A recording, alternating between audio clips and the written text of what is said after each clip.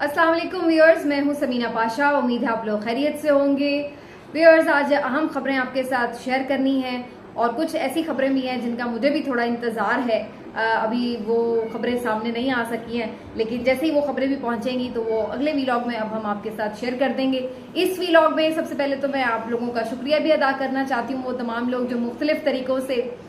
मुझे birthday wishes भेज रहे हैं। आज मेरा बर्थडे है और उस पर सालगिरह के जो मुबारकबाद के पैगामात हैं आपके पहुंच रहे हैं, तो आप सबका बहुत शुक्रिया। दुआओं में याद रखने का बहुत शुक्रिया। जिस तरह आप लोग दुआएं करते हैं मैं अक्सर कमेंट्स में देखती हूँ। बहुत शुक्रिया आप सबका एक दफ़ा फिर से। और बाकी जनाब जो अहम खबरें हैं वो कुछ इंटरेस्टिंग हैं और कुछ शायद आप लोगों के लिए इतनी अच्छी ना हो और कुछ अच्छी हो। पहली खबर तो ये है कि इस्लामाबाद हाई कोर्ट में इमरान खान साहब की जो सजा थी उसकी मुअत्तली का समात जो मामला चल रहा था और बिला वजह वो इतने दिन लटका रहा, फाइनली अब वो हिस्सा तो मुकम्मल हो गया है कि जहाँ पर समात मुअत्तल होनी है या नहीं, सजा मुअत्तल होनी है या नहीं, उस पर समात तो मुकम्मल हो गई है, लेकिन फैसला अभी महफूज हो चुका है। फैसला अभी नहीं आया और फैसला कब सुनाया जाएगा इसके लिए तो थोड़ा इंतजार करना पड़ेगा। और आमतौर पर हम लोग कहते हैं कि जी जब फैसला महफूज हो जाता है तो वो अक्सर गैर महफूज होता है, क्योंकि फिर अंदेशा इस बात का होता है कि उस पर कोई ना कोई इन्फ्लुएंस ना आ जाए कहीं। तो अब तक तो फैसला सुनाई नहीं दिया जब तक मैं आप लोगों के सामने यहाँ पर वीलॉग रिकॉर्ड कर रही हूँ, लेकिन होपफुली बाद में ये फैसला आ जाएगा। बज़ाहिर तो इसमें कोई कानूनी और आईनी रुकावट नहीं है कि जिसके तहत इमरान खान साहब की सजा मुअत्तली को रोका जा सके, और जितने भी माहिरीन कानून हैं वो इस बात पर मुत्तफिक हैं कि ये फैसला मुअत्तल हो जाना चाहिए, इसमें कोई रुकावट नहीं है। लेकिन बहरहाल अब सवाबदीद तो ये chief justice Islamabad high court की है और उन्होंने आज अमजद परवेज साहब को सुना, जो तबीयत तो उनकी ठीक हो गई थी, फिर वो आए और फिर लंबे चौड़े दलाइल जो पहले भी वो दे चुके हैं उन्होंने दोबारा भी दिए, और फिर उसके बाद लतीफ़ खोसा साहब ने अगैन कहा कि हम तो फैसला चाहते हैं जल्द से जल्द आप इस पर दें। तो उसके बाद फैसला महफूज हो चुका है। अब वो फैसला क्या आता है उसके लिए हमें भी इंतजार है, आपको भी इंतजार करना पड़ेगा। लेकिन उसके साथ साथ एक फैसला अलबत्ता आ चुका है जो कि बड़ा इंपॉर्टेंट भी है और बड़ा हौसला अफजा भी है, पीटीआई वालों के लिए खुशखबरी की हैसियत रखता है। और वो फैसला ये है कि बलूचिस्तान हाई कोर्ट ने ना सिर्फ इमरान खान साहब के खिलाफ एक सजा जो उन्हें दिलवाने की कोशिश थी दहशतगर्दी और बगावत जैसे मुकदमात में, और ये इतनी संगीन नौयत के इल्जामात थे कि जिसमें उम्र कैद और फांसी तक की सजा सुनाई जा सकती है, लेकिन बलूचिस्तान हाई कोर्ट ने आज उस पर बहुत ही एक दबंग फैसला दिया और इमरान खान साहब की जो ये पूरा ये मुकदमा था उसको ही उड़ा के रख दिया। उन्होंने इस मुकदमे को खारिज कर दिया है और इमरान खान साहब को इसमें बाइज्जत बरी कर दिया, यानी कि कोई जमानत और ये वो ट्रायल शरायल लंबा चौड़ा चक्कर ही नहीं है, उन्होंने सीधा सीधा बाइज्जत बरी कर दिया है। और ये एक बड़ी फतह है इमरान खान साहब के लिए, क्योंकि बलूचिस्तान हाई कोर्ट के हवाले से बड़े खदशात थे कि अगर वहां से ये फैसला आता है कोई इस किस्म का कि जिसमें इमरान खान साहब को सजा सुनाई जाती है तो बड़ा मुश्किल है वहाँ पे पैरवी करना। वहाँ की जेलों में जो हालात हैं उसके हवाले से भी काफ़ी शकूक व शुबहात थे। तो अब बहरहाल ये एक हौसला अफजा चीज़ है कि इमरान खान साहब को कम अज़ कम एक मुकदमे में तो बरी कर दिया गया है, उनकी जान छूट गई है, जो कि बलूचिस्तान में FIR है उनके खिलाफ दर्ज थी। तो ये एक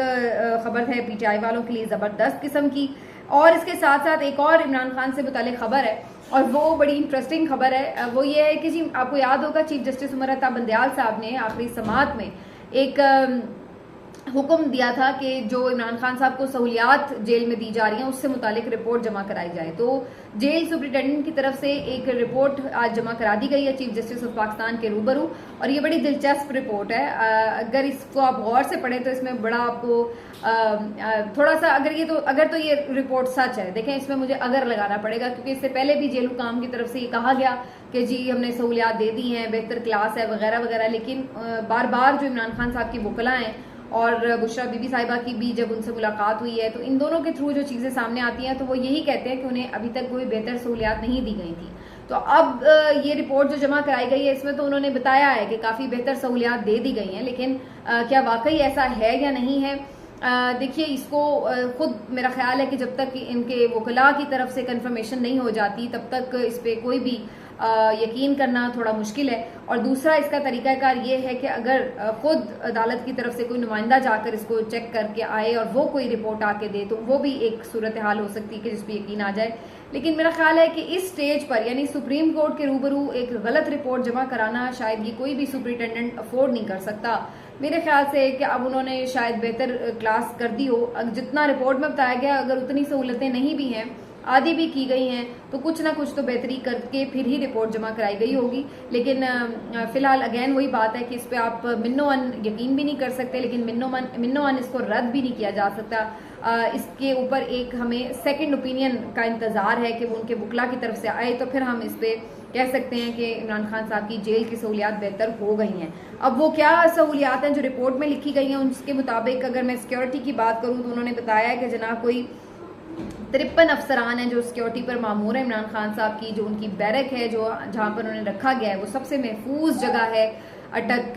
जेल की, और मुसलसल उनकी जो बैरक है उसकी निगरानी की जा रही है। सिक्योरिटी पर एहलकार तैनात हैं, उन्हें चहलकदमी की सहूलत भी दी गई है, और जब वो चहलकदमी के लिए जाते हैं तो तब भी उनके साथ सिक्योरिटी एहलकार मौजूद होते हैं। तो ये भी उसमें बताया गया है। डॉक्टर्स भी मौजूद हैं जो कि ना सिर्फ उनका खाना चेक करते हैं बल्कि उनका रेगुलर चेकअप भी हो रहा है। तो इमरान खान साहब को एक मॉलेज की सहूलत भी दस्तयाब है एनी टाइम। इसके साथ साथ जो उन्होंने जेल के हालात है उसमें बताया है कि जी उनका जो वॉशरूम के हवाले से शिकायत थी कि बहुत छोटा है और उसकी दीवारें भी बहुत छोटी हैं, तो वो भी अब इसमें तहरीर है कि जी दीवारें भी ऊंची कर दी गई हैं, अब 5 फुट के करीब दीवार कर दी गई है जो पहले 2.5 से 3 फुट के करीब थी। वॉशरूम को थोड़ा सा खुला भी कर दिया गया है। और इसके साथ साथ उन्होंने बताया कि इमरान खान साहब को किताबें, जाय नमाज, अखबार, मैट्रेस, 4 तकिए, कुर्सी, मेज़, टीवी और एयर कूलर की सहूलत भी फ्राहम कर दी गई है। तो ये खासी मुनासिब चीज़ें हैं जो इमरान खान साहब को पहुंचा दी गई हैं। उनको जो किताबें दी गई हैं उनमें 20 एक किताबें दूसरी हैं, 4 के करीब कुरान करीम के तर्जुमे हैं जो इंग्लिश ट्रांसलेशन उन्होंने मंगवाई थी वो। फिर उन्होंने खाने में क्या दिया जाता है, तो इस पे बड़ी इंटरेस्टिंग सिचुएशन है। वो बताते हैं कि जी जो रेगुलर रूटीन मैनुअल है वो भी लिखा हुआ है कि जी दाल, रोटी, सब्जी, सलाद, ये तो एक रेगुलर रूटीन मैनुअल है जेल का जो उन्हें खाना पड़ता है। मौसमी फल वगैरह भी इसमें दस्तयाब है। लेकिन फिर नीचे एक इजाफी लाइन भी लिखी हुई है जिसमें लिखा हुआ है कि उन्हें देसी चिकन देसी घी में बनाकर उनकी फरमाइश पर दिया जाता है, और हफ्ते में एक बार उन्हें देसी घी में बना हुआ मटन यानी बकरे का गोश्त भी दिया जाता है उनकी फरमाइश पर। और जो इनकी पेमेंट्स हैं वो अलग से वही करते हैं, खान साहब ही करते हैं। तो ये इंटरेस्टिंग है। इसके ऊपर काफ़ी मैं देख रही थी सोशल मीडिया पर रद्दमल भी आ रहा था कि आपने जो ये जिस तरह की सहूलतें बताई हैं, जो मैनुअल बताए हैं, उससे तो मेरा ख्याल है कि हर कोई जाएगा। गरीब आदमी जो बेचारा आज बिजली के बिलों पे परेशान है, खाने पीने से परेशान, तो वो कहेगा मुझे भी अटक जेल ही बंद कर दो, इतनी सहूलियात मुझे मिल रही हैं तो और मुझे क्या चाहिए, जहाँ पे पंखा, एयर कूलर भी दस्तयाब है जिसका बिल भी ना देना पड़े, फिर आपको खाना पीना भी फ्री में मिल रहा है और फिर आपको रहने की जगह भी मिल रही है, तो इससे अच्छी तो कोई बात ही नहीं है, बंदा जेल ही चला जाए। तो ये काफ़ी मजाक भी बन रहा था सोशल मीडिया पर कि इन्होंने जितनी सहूलियात लिख दी हैं ये नाकाबिल यकीन ही है कि इन्होंने वाकई क्या इतनी प्रोवाइड की हुई हैं या नहीं। अगर तो प्रोवाइड की हुई हैं तो अच्छी बात है कि कम से कम इमरान खान साहब को बेहतर सहूलियात मिल गई हैं, और अगर नहीं प्रोवाइड की गई तो मेरा ख्याल है कि इसके ऊपर एक चेक ज़रूर करना चाहिए सुप्रीम कोर्ट ऑफ पाकिस्तान को कि इसमें कितनी हकीकत है, क्योंकि इनके वकला इस पर मुतमिन नज़र नहीं आते। बाकी ये काफ़ी एक रिपोर्ट जो है जमा तो हो गई है, लेकिन अब इसमें अल्टीमेटली केस के मामले में क्या पेशरफ्त है, क्योंकि जो ऐसा लग रहा है कि पता नहीं को पक्का ही उन्हें जेल में रखने का इंतज़ाम है। तो इस सूरत में मैं आपको बता दूं कि इस्लामाबाद हाई कोर्ट अगर इमरान खान साहब की सज़ा मुअत्तल करने का फैसला सुना देगी तो फिर तो इमरान खान साहब की रिहाई के लिए वो रोबकार जारी करेंगे वगैरह वगैरह। और ये जानबूझ के काफ़ी लेट कर दिया गया फैसला, जिसकी वजह से अब हमें नज़र ये आ रहा है कि आज तो ये फैसला जो है अगर सुनाया भी जाए तो उसके बाद फिर जो रिहाई के अहकामात हैं, जो रोबकार लेके जाना होता है, ये सब चीज़ों में जो एक जेल के टाइमिंग्स हैं वो ही ख़त्म हो जाएंगी और फिर ये मुमकिन नहीं हो पाएगा। तो दूसरा एक तरीकाकार ये है इसमें नज़र आता जो ऑप्शन है वो ये कि इनको रिहा करने का हुक्म ही शायद जारी ना किया जाए, फैसला मुअत्तल ही ना किया जाए, तो दूसरा ऑप्शन ये है। लेकिन अगर ये ऑप्शन आता है कि फैसला मुअत्तल नहीं होता तो फिर कम से कम इमरान खान साहब की वकला के पास ये ऑप्शन मौजूद है कि फिर वो इस फैसले को सुप्रीम कोर्ट में चैलेंज कर सकते हैं। सुप्रीम कोर्ट जो इससे पहले इस फैसले पर इसलिए मुकदमे पर समाअत पर रुक गई है क्योंकि वो समझती है कि ये फिर एक मातहत अदालत के ऊपर इन्फ्लुएंस करने के मुतरादिफ है, तो उन्होंने खुद को इस समाअत से फिलहाल दूर रखा है जब तक इस्लामाबाद हाई कोर्ट फैसला न सुना दे। तो अब चूंकि उनका फैसला आ जाएगा, अगर तो वो PTI के हक में आता है तो वो तो फिर रिहाई के लिए कोशिशें शुरू कर देंगे, और अगर वो इनके खिलाफ आता है तो फिर बात जाएगी अगेन सुप्रीम कोर्ट में, और फिर सुप्रीम कोर्ट से इस्तदा की जाएगी कि अब वो इस फैसले के ऊपर जो भी अपना फैसला है वो सुनाएं तो देखते हैं फिर वो मुकदमा कब लगेगा। लेकिन बहरहाल ये अपनी जगह जो एक खदशा है वो मौजूद है कि अगर इमरान खान साहब की रिहाई का फैसला हो भी जाता है तो उसके बावजूद भी उनकी रिहाई इतनी आसान नहीं होगी। एक तो उसे लेट भी किया जाएगा और फिर किसी और मुकदमे में गिरफ्तार करने की भी पूरे चांसेस एज इट इज मौजूद हैं, जैसा कि हमने ईमान मजारी की